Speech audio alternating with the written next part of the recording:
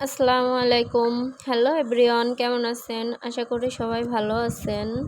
আপনাদের মাঝে আজকে নতুন একটা রেসিপি নিয়ে আসছি, লাউ পাতা দিয়ে তেলাপিয়া মাছ দিয়ে তরকারি। দেখতে থাকুন।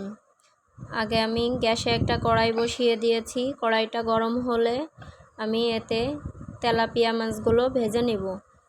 তেলাপিয়া মাছগুলো ভালো করে ভাজা হয়ে গেলে এটাকে উল্টিয়ে দিব। উল্টিয়ে দিয়ে আবারও আমি ওপর পিঠ ভালো করে ভেজে নেব। দোনো পিঠ ভালো করে ভাজা হয়ে গেলে আমি একটা খুন্তির সাহায্যে একটা বোল বা বাটিতে উঠিয়ে নেব। উঠানো হয়ে গেলে আমি মাছটাকে সাইডে রেখে দেব। রেখে দিয়ে আমি কড়াইতে আগে থেকে কেটে রাখা কাঁচামরিচ, পেঁয়াজ ভেজে নেব। পেঁয়াজটা ভাজা হওয়ার জন্য কিছু সময় অপেক্ষা করব। পেঁয়াজটা ভাজা হয়ে গেলে আমি তেল ঝরিয়ে পেঁয়াজটাকে উঠিয়ে রাখব।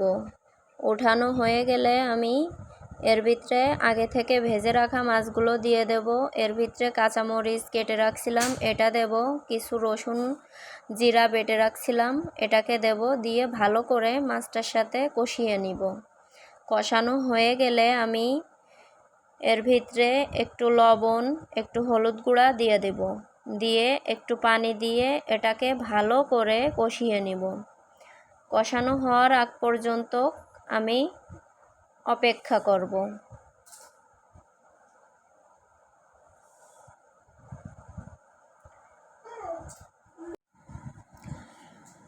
আমি কষানোর পানিটা শুকানো পর্যন্ত অপেক্ষা করব। এখানে আমার পানিটা একটু বেশি অ্যাড করা হয়ে গেছে, আপনারা চাইলে কিছু পরিমাণ কম দিতে পারেন। মাছটাকে দেখতে পারতেছেন কত সুন্দর করে কষিয়ে নিয়েছি। এর ভিতরে আমি কিছু ঝোলের পানি দিয়ে দিব, দিয়ে পানিটাতে বলক আসা পর্যন্ত অপেক্ষা করব।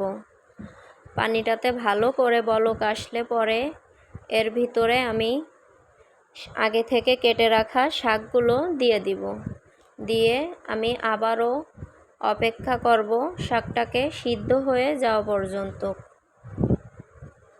শাকটা সিদ্ধ হওয়ার জন্য আমি ঢাকনাটা দিয়ে এটাকে ঢেকে রাখব।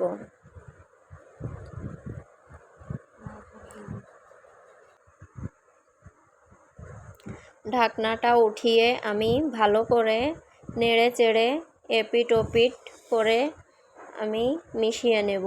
মেশানো হয়ে গেলে আমি আগে থেকে ভেজে রাখা পেঁয়াজটা এবং কিছু জিরা বেটে নেব। পেঁয়াজটা জিরাটা ভালো করে বেটে নেওয়ার পরে এটা আমি একটা বাটির সাহায্যে উঠিয়ে নিব। উঠিয়ে আমি সাইডে রেখে দেব।